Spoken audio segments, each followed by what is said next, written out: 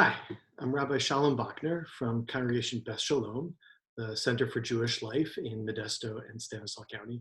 And I'm so excited for this partnership with the State Theater around one of my favorite films. And to be clear, I have many favorite films, but a bit of an introduction to the film. The Frisco Kid came out in 1977 and stars Gene Wilder and Harrison Ford, who is not yet Harrison Ford we know today in terms of his fame and success. And what's interesting is the film is part comedy and part Western, but I think it's been said that it was really not enough of either to be successful as a Western or as a comedy. And it didn't do very well in the theaters. It didn't seem like it played for more than a couple weeks, but because of its content and the storyline, it became a bit of a cult classic for Jews growing up in America who really connected with the film and its themes and its characters. And certainly, even without being Jewish, it's really great to see Gene Wilder and Harrison Ford play off each other in this kind of zany film. The basic plot, and certainly no spoilers, is it's about a Polish rabbi traveling across the frontier, the United States frontier, in the 1950s, and running into all kinds of hardship and dangers and meeting various people and interacting with different communities. And there are some aspects of the film that I think will be really enhanced with a little bit of background about Judaism, Jewish culture, and some particularly of the ritual objects and rituals that you will see the character involved in. So let's start with what really becomes kind of a pivotal aspect of the film, which is a Torah scroll. So the Torah is the 5 books of Moses, the first part of the Hebrew Bible, what Christians and others call the Old Testament. The Torah, though, is not just the 5 books of Moses. It is written by hand on parchment, on stretched animal skins. It is written with a feather pen. It is written with an exacting ink recipe that literally goes back thousands of years. And the way that a Torah scroll is made, and also the way that they're used, is unchanged in thousands of years. Every Torah scroll everywhere in the world is exactly the same, letter for letter, decorative line by decorative line. And in fact, a Torah scroll that is missing not only a letter, but even just part of a letter cannot be read from until it is repaired with a feather pen and an ancient ink recipe, as I've just described. A Torah scroll, when unrolled, is about the length of a football field. And while the Torah scroll that you'll see in the film is a very small one, they are still many yards in length.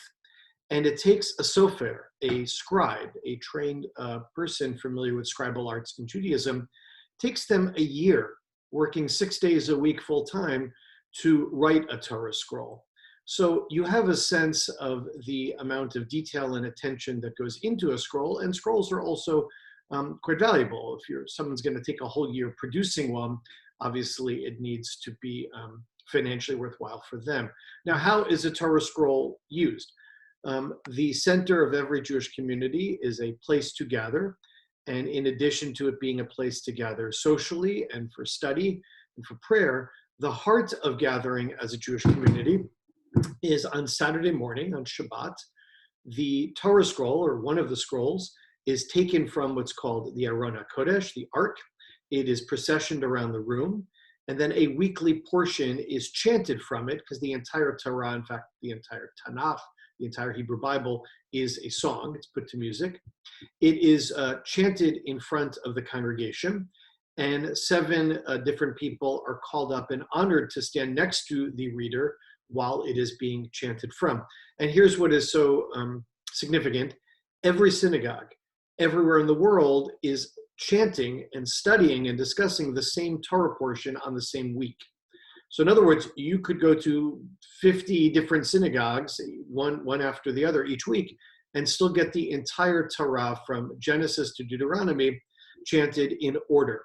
So most faith groups have liturgical readings What makes the synagogue setting a little bit different is they're, first of all, in chronological order. The entire Torah is read from beginning to end every year. And every synagogue is doing the exact same reading cycle. And every synagogue is exactly identical. So Judaism represents a very small percentage of the world's population. We're literally talking about a fraction of 1%. And yet within that fraction of 1%, we are quite diverse. There are modern movements, Reform, Conservative, Orthodox, Reconstructionist, Renewal, even secular humanism, let alone regional differences, Eastern European Jews known as Ashkenazim, Spanish, Portuguese, Western European Jews known as Sephardi, and the Jews that remain in the Middle East, Mizrahi, so-called Eastern Jews. So there's a lot of differences in terms of melodies and food and other observances, and yet here's the thing. Every Torah scroll is exactly the same across all of those divisions. There's no such thing as a Reform scroll or an Orthodox scroll, a Spanish scroll, an Ashkenazi scroll. They're all the exact, down again to every little dot and every little letter, the exact same script. Copied each from a different scroll and according to tradition, all the way back to the original scroll that Moses either wrote or was given. So the Torah scroll is a very significant piece of Jewish culture, the most significant.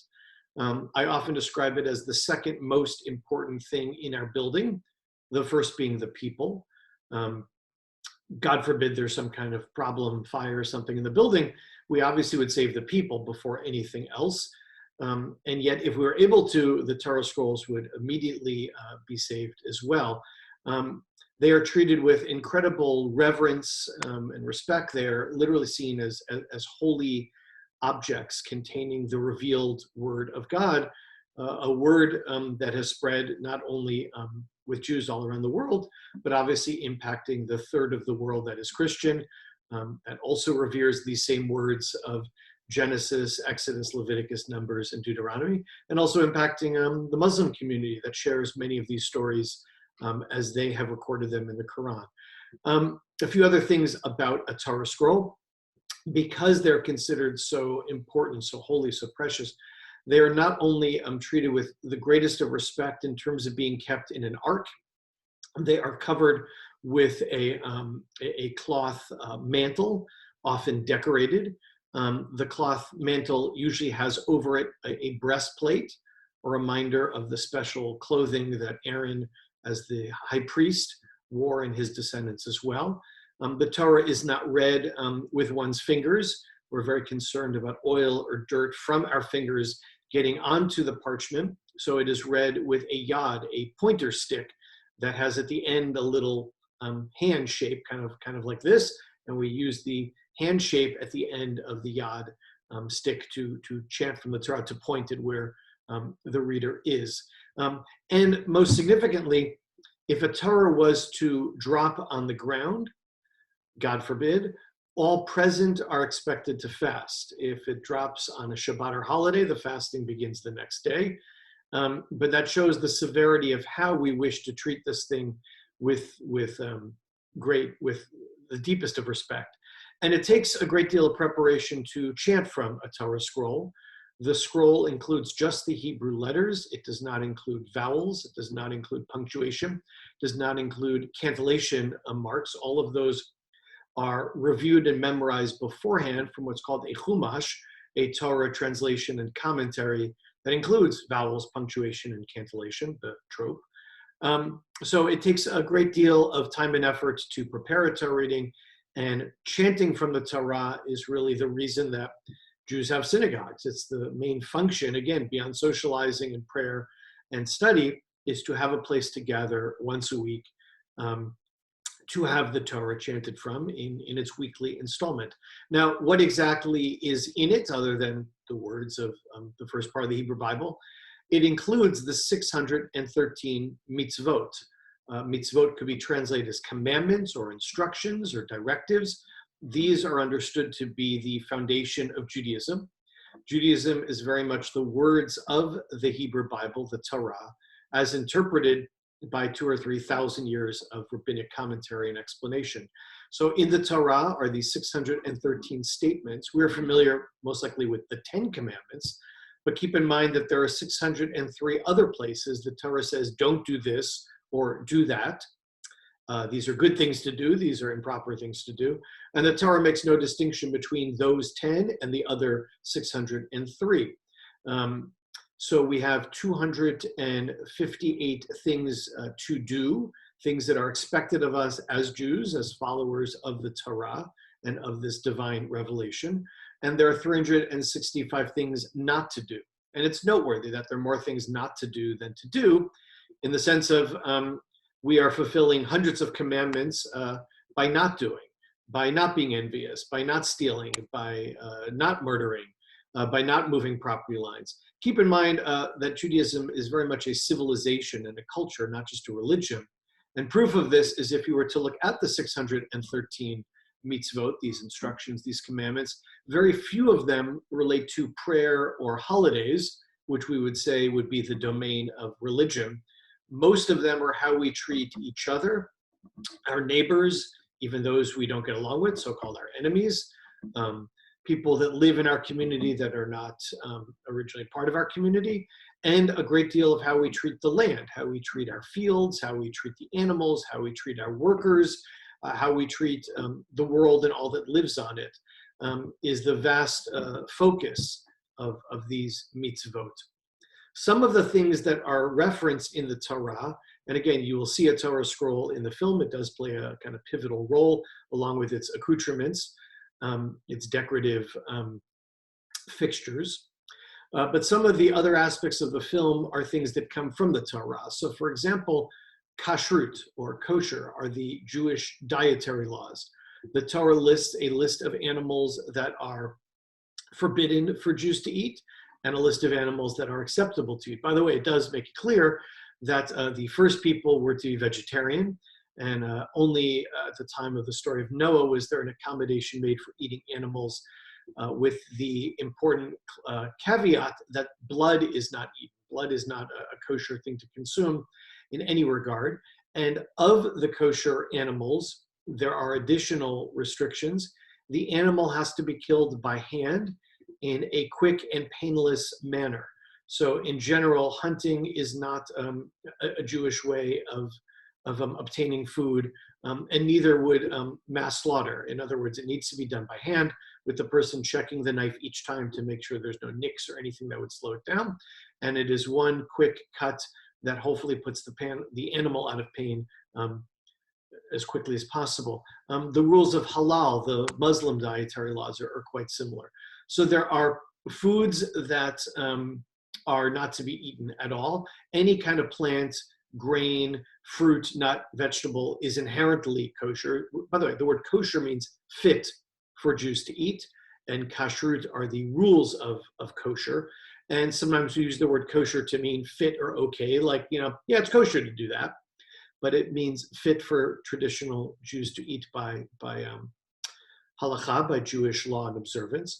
So there are animals to be not eaten and animals that can be eaten. All animals need to be killed by hand, and meat, particularly coming from mammals, is not to be in any way eaten with dairy. So the symbol of taking a life, blood, and the symbol of giving life, milk, are in no way to be combined. And that has brought on a number of rabbinic understandings. That means we don't just don't eat meat with milk. We don't put them on the same plates. We wait between eating meat to eating milk. Meat is seen as taking longer to digest, and they're not to be combined. So a bacon double cheeseburger eaten on the fast day of Yom Kippur would be a pretty clear example of something that would not be kosher, because the cheeseburger is a mixture of milk and meat. Bacon is an animal that is not consumed by Jews, even if slaughtered appropriately. And Yom Kippur is a fast day where one is not supposed to eat or drink anything, as a symbol of becoming renewed and forgiven for one's mistakes, including the mistake of eating something one shouldn't eat. Fish, by the way, is in a slightly different category from birds and mammals. Fish certainly do not give milk, so there is not the same issue with that. And it's understood that a fish's nervous system is quite different from that of a bird or a mammal. So the way that it is killed, it can be caught in the conventional ways that fish are caught in nets, or, to go fishing and that kind of thing. So what the Jewish main character can eat and not eat is certainly a factor. And to understand that these are these ancient requirements. Another piece that will show up in the film is Shabbat, the Jewish Sabbath. Shabbat begins when sun sets on Friday, though it is traditionally started 18 minutes before sunset to create a little bit of a transition from the weekday into Shabbat. Shabbat ends when stars are visible in the sky, so about 25 hours after it starts. And the Shabbat is not just a day of gathering with community to chant from the Torah, to study, to feast, to be together. It is most significantly a day of rest, a day that one is not supposed to work the world. The Torah says in Genesis that the universe was made in 6 periods of time, and in the 7th period of time, God rested. It says Shavat vayinafash, God ceased and God sold, as in S-O-U-L. God had connection with soul, and God had connection with rest. And so we are to do the same every 7th day. We are to work the world, work at our jobs, make the world a good place, and plant our crops and harvest them, and everything else associated with making a living. It is commanded that we do that for 6 days a week, but we're equally commanded to not do it Friday night and Saturday.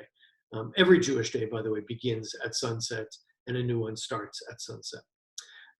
Which means the twilight, it's a kind of question which day it belongs to. In terms of Shabbat, both twilights are added to the Shabbat, which is why it is 25 hours long and not 24 hours long. Again, and that's to create transitional time on both sides of the sacred day. It's a day of being. It's been described very well by one of my teachers. The week is human doing, Shabbat is human being.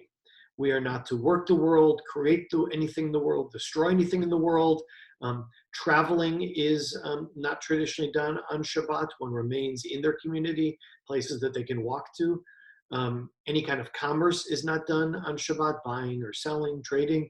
And in general, it's a day marked not only by extra rest and maybe a nap on Saturday afternoon, it's a day of being together with family and friends to eat and feast and celebrate, to attend the Torah service at a synagogue if there's one nearby, and to connect with community around the daily prayers. Judaism holds that there are 3 times to pray every day. This is also drawn from stories in the Torah, and that is in the evening when the day begins, in the morning when the sun has come up, and in the afternoon before sunset. On Shabbat and holidays, a 4th time is added around noon, and on Yom Kippur, the holiest day of the year, a 5th service is added right at sunset. Judaism also has a discussion in the Torah of various sacred clothing. The talit, or prayer shawl, which is marked with a special fringe on each of the 4 corners, is worn at a morning service, weekday, Shabbat, or holiday. Some also have the custom of wearing a mini prayer shawl, a talit katan, underneath one's clothing, and you might be familiar with Hasidic communities where this is very much the norm. And while you might not see the undergarment, you will see the 4 tzitzit, the 4 stringes sticking out perhaps of someone's shirt. A head covering is considered an appropriate part of Jewish attire, though not explicitly one of the 613 commandments.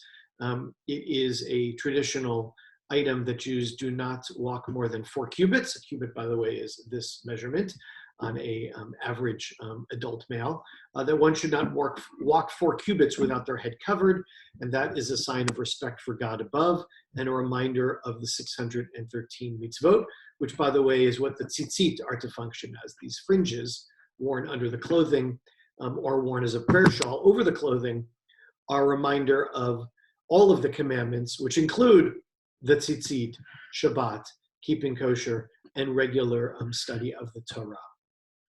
So a few other things to keep in mind, and again, I'm being very careful not to have any spoilers. for those about to watch the film. You see the main character, the Jewish main character, interacting with a lot of people who aren't Jewish. Well, that should be no surprise. He's traveling across America in the 1850s. Even today, Judaism is such a small fraction of the population. One can go through entire states and really not meet someone who's Jewish unless they know exactly where to look. Jews to this day primarily live in urban areas. So New York City, Los Angeles, San Francisco, Chicago, Philadelphia, Miami, sure, has sizable Jewish populations. Places like Modesto and Wyoming, much less so. So you'll see our Jewish main character interacting with others. And it brings up the whole question of what is the Jewish understanding of interfaith relations? Well, the quick version is that Jews are told to have respect and even love for all fellow human beings and also for animals as well. So it is certainly a respectful relationship that Jews are to have with their neighbors, including non-Jews. But keep in mind, particularly in the setting of the film, the Jewish individual has grown up in a neighborhood in Poland that is entirely Jewish and probably is not familiar with people who aren't Jewish. Judaism has an insular aspect to it, and particularly in the Orthodox world, and how much more so in the ultra-Orthodox world, the Hasidic world, there's not a lot of interaction with the non-Jewish world. There's not a lot of familiarity with it. In fact, these Hasidic communities, which some of us might be familiar with through the made-for-TV show Unorthodox, in these communities, there is no contact with the outside world, and that includes no TV, no radio, no internet, no newspapers. Their information comes from their rabbinic leadership only. And in most cases, these people only speak Yiddish, which is German mixed with Hebrew. They don't speak English. They don't speak the language of the country that they live in. Keep in mind also that Judaism is a non-proselytizing faith. You will never see Jews go door to door. We do not believe that we are on a mission to make the world Jewish. We very much have an approach of the world is expected to be decent, to obey the 7 rules given to Noah, not eating living creatures, setting up a system of courts, not murdering, basically be decent. The 613 mitzvot are a specific expectation of the traditional observant Jewish community. So where there is Jewish outreach, it's Jews to other Jews. It's not Jews saying, you must read the Hebrew Bible, you must be Jewish. Our understanding of salvation is very different than Christianity. We believe that we are born made in the image of God, that the Hebrew Bible, the Torah says that we are made good and pure. When God was done creating us, we were told that we were very good. All of creation, including humanity, was very good. And while we are certainly capable of making horrible mistakes, we then need to take responsibility for them ourselves and repair them, repair the relationships that we have impacted and repair our own souls. But we don't believe that we're born as the product of original sin.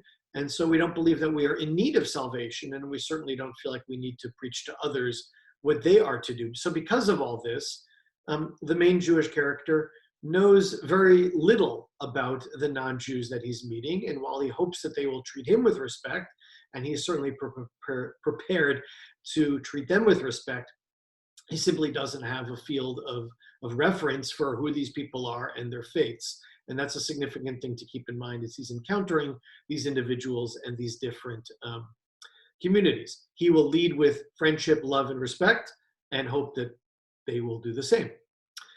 There is a rabbinic concept called marit ayin, how the eye sees something. And that becomes significant in some aspects of the film. In other words, let's say that it is Shabbat, when one, actually let me give a better example. Let's say that one is eating soy cheese or almond cheese with meat. Completely acceptable by Jewish law. It's not milk from an animal, it's milk from a plant product. Nothing needed to be milked in order to produce it. So soy cheese or almond milk could certainly be consumed with meat by traditional Jewish law. But how would it look? Someone puts their almond cheese, their soy cheese on a hamburger, it looks like they're eating something not kosher. So for example, the Talmud discusses this very case, and says in such a situation of drinking almond milk, one should have some almonds in the milk or near the milk to designate that it is in fact almond milk and not cow's milk or sheep's milk. So this notion of how something looks to others becomes a factor in the film. Jews consider ourselves to be role models of proper Torah behavior. So if we're doing something that is not allowed by the Torah, we are very conscious that it is not only incorrect to do, but it is setting the wrong example for others, including others in our community or others who may think that Jews do drink milk with their meat. In general, and this is very important to understand, all of the commandments not only can be broken, but must be broken in order to save a life. We call that pikuach nefesh. There is nothing more important than saving a life. So if someone needs to eat a bacon double cheeseburger on Yom Kippur to keep themselves healthy, that's what the doctor prescribes, one has to eat it. It becomes a commandment to eat it. It would be breaking a commandment to not eat it. If one needs to travel on Shabbat to bring someone to a hospital, someone is sick, someone is dying, anything can be done to violate Shabbat to save a life. Again, it becomes a requirement to do those things. There are only 3 exceptions to that rule of it's important to break a commandment to save a life, and that is public idolatry, incest, or murdering an innocent person. In other words, someone says, I will kill you unless you bow down to this idol and set that example for others. One should say, fine, kill me. I'm willing to give up my life in order to hold firm to the principle of the oneness of God. Someone was to tell you, God forbid, sleep with your mother or I will kill you. Again, better to take my life than I should degrade her or me or anyone in this situation. And the third one is killing an innocent person. Someone says, I will shoot you unless you shoot Bobby or Susie. The answer should be, then kill me. I'm not going to kill Bobby or Susie. Now keep in mind that Judaism agrees there's a place for self-defense. The 10 Commandments, in fact, the entire Hebrew Bible has been frequently mistranslated and misunderstood. So one example is there's no commandment, thou shalt not lie. It's do not bear false witness. There's a difference. The little white lie is not forbidden by Jewish law. Someone that's important to you says, how does this look on me? The correct answer is, it looks nice. We don't say, no, it's not flattering. It makes you look like you have a big tush or anything like that. And by the way, even God in the Torah is seen as engaging in a little white lie in the story of Abraham and Sarah. Likewise, there's not a commandment that says, thou shalt not kill. It's thou shalt not murder. There's a difference. The Torah is very clear that manslaughter is a different category.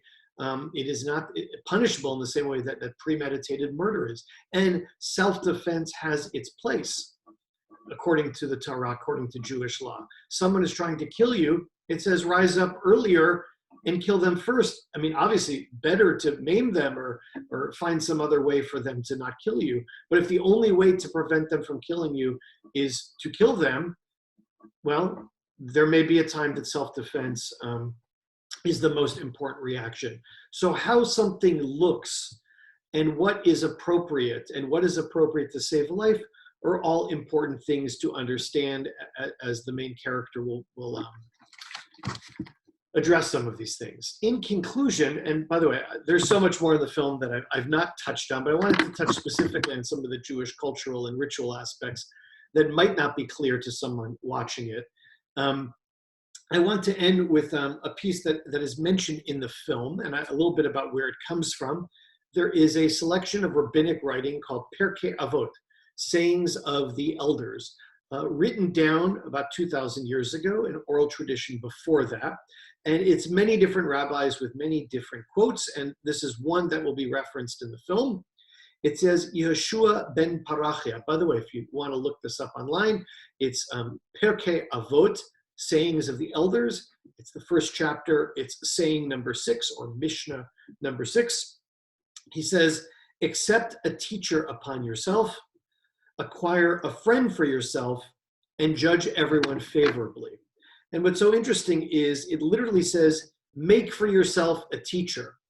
Now, does that mean to make yourself a teacher or to find yourself in a relationship? Make sure that there is a relationship that you have with someone who is your teacher, who is your guide. It's important to have guidance, to have a teacher in our life. But it's also important to acquire a friend, to possess a friend, not in the sense of, controlling the friend, but in the sense of among what you have in this world, a friend is what is needed. And once you have made for yourself a teacher and acquired for yourself a friend, to judge everyone favorably. Even the people that are not your teacher or not your friend have the potential to be your teacher, have the potential to be your friend. As it says in the same book, Pirke Avot, the sayings of the elders, judge everyone favorably, because everyone has their moment. Everyone has something to teach. Everyone contains wisdom. So I hope that this has explained some of the things you'll see in the film, and I've deliberately left some others not explained. When you're done watching the Frisco Kid, please be sure to join us on Thursday evening. Kate Trompetter will be facilitating a discussion with me and your questions about what has come up through the film. And there's a lot that will likely come up in the film. And so I look forward to that conversation with you as well. See you soon.